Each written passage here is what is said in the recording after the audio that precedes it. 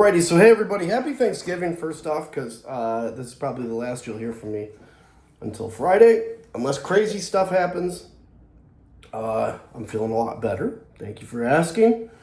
I still sound a little whatever, but hey, so instead of writing about it, because I don't even know where to start on this, I'm going to just talk about what's been going on with this whole situation with Ukraine and Russia and Steve Witkoff.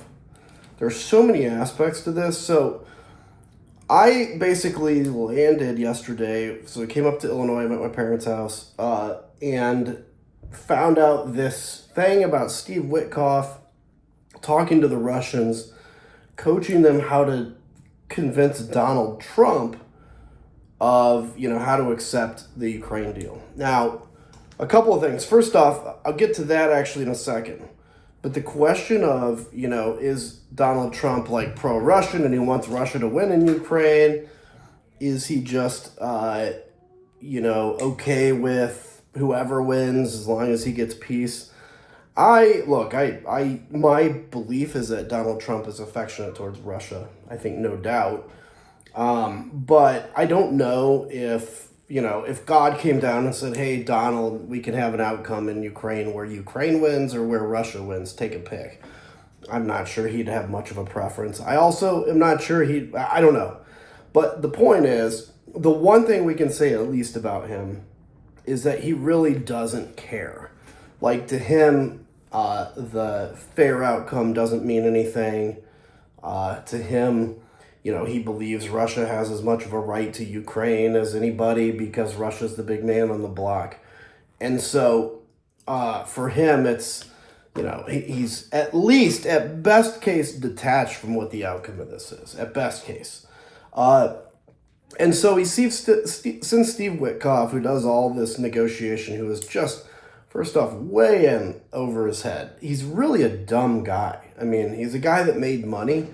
But as we've learned over the past few years, like people that make money aren't smart necessarily, right? Some are, but most of them are just like, they figured out how to make money or they got lucky or whatever, but they all think they're smart. Trust me. I've talked to donors that are millionaires and billionaires. They all think they have the answer to everything. It's a trait, right?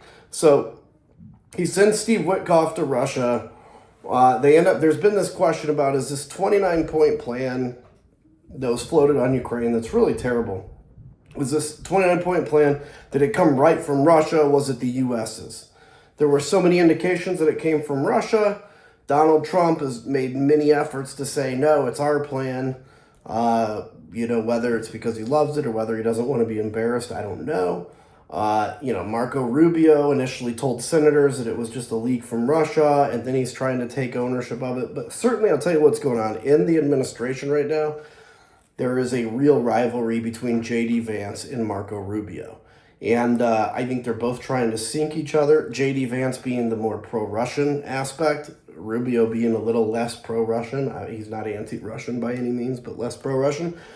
And so there's that back and forth battle going on. But anyway, I know I'm kind of all over the place here.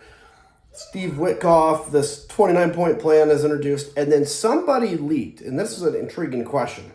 Is it the Russians that leaked it? Is it a Western intelligence agency trying to short this from happening?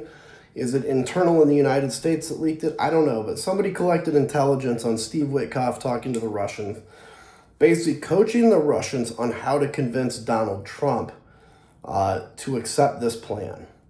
Which, look, in my mind, any other administration, that would be called treason. That would be arrestable right there. You are coaching an adversary on how to convince Donald Trump of something, how to manipulate him. And so this thing's exploded. Again, we don't know. I don't know if we'll ever find out who leaked this. Supposedly, this conversation happened on WhatsApp, so whoever has access to WhatsApp, it could have been a Western intelligence agency that wants to sink this. It could have been Ukrainians that want to sink this. It could have been Russians trying to sow discontent within their own ranks because there's rivalries there, or trying to sow discontent within ours. We just don't know. But the fact is, what we do know is that Steve Witkoff was giving the Russians advice on how to convince Donald Trump to take this plan. What's Donald Trump's reaction? It hasn't been Steve Witkoff is fired, right? We're going to investigate Steve Witkoff for potential jail. No, he's my guy. I'm fully with him. And in fact, we're going to send him with Jared Kushner, the softest man ever, to Russia to negotiate. I mean, you can't make this stuff up. You wouldn't even make it up in a really bad, too obvious spy novel. So, Ukraine right now so freeze there, okay? The Europeans, who hate this 29-point plan, as they should, put out their own plan, like an 18-point plan, which, as I read it, is very sane, right? It's like what the plan should be. They've been immediately dismissed by the Trump administration.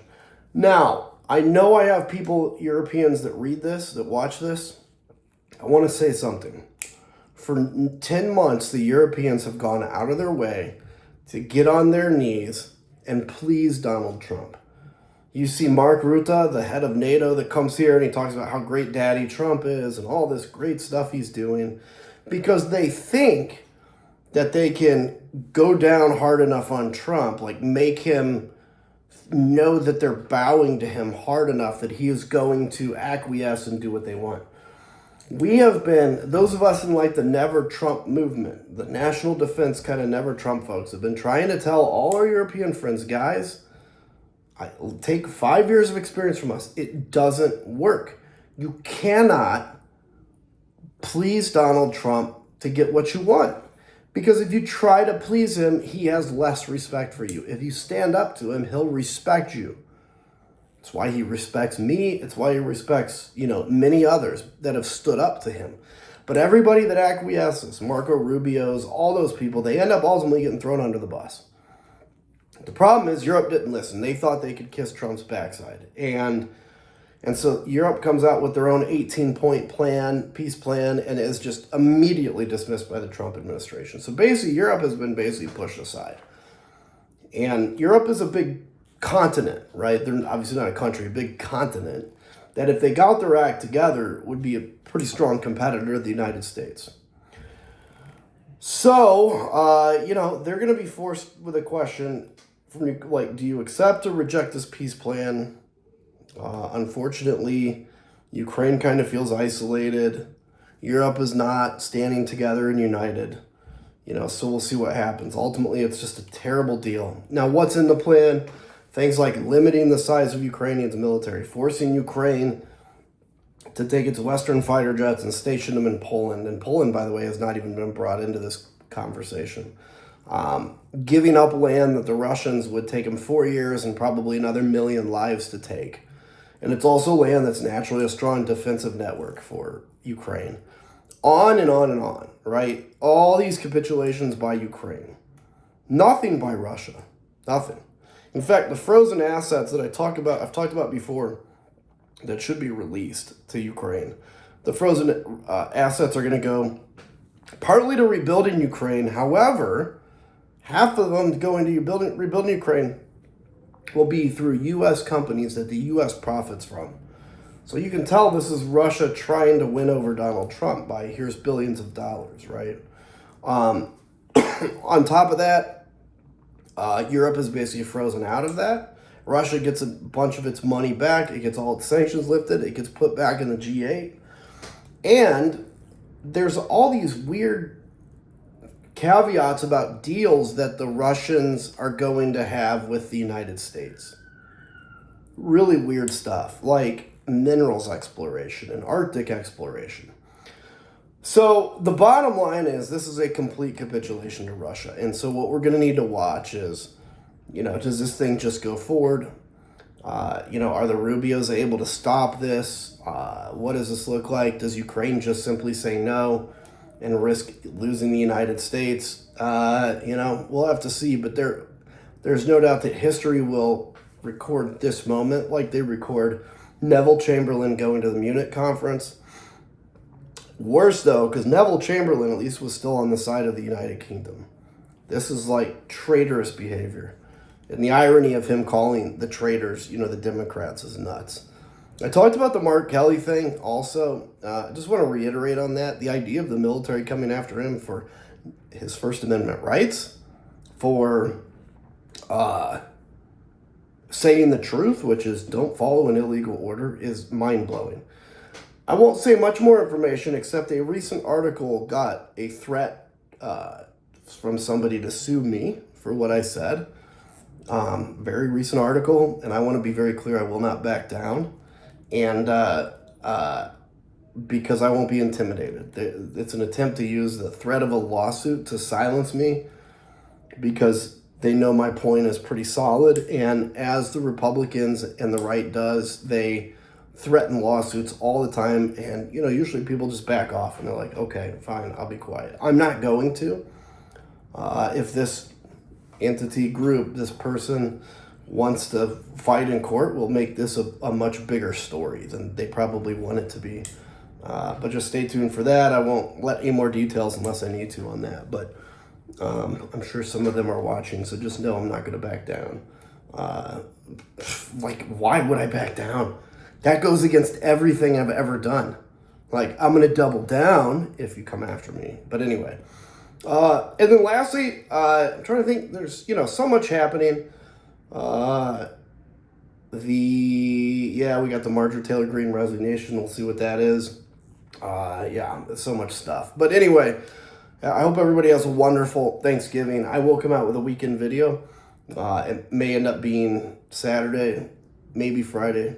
But I just want to say thank you to all of you for the support. It's great. And it's very important. So thank you for continuing to be part of this community. And we'll chat with you all very soon. Have a great Thanksgiving. Travel safe for those that are. Enjoy your time with family and be grateful. God bless you guys.